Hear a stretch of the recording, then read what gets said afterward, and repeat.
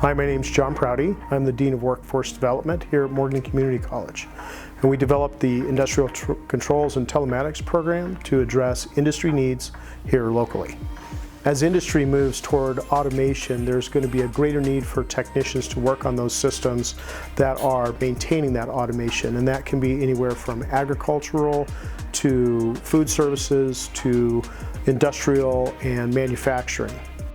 Hello, my name is George O'Clair and I'm the lead instructor for the Industrial Controls and Telematics program. We'll be preparing students to learn in this program on the logic systems and automations that they'll find in the factories and industries. This program would be really good for anybody who likes working with their hands and who likes a high-paying job that is challenging and has the opportunity to move into a career.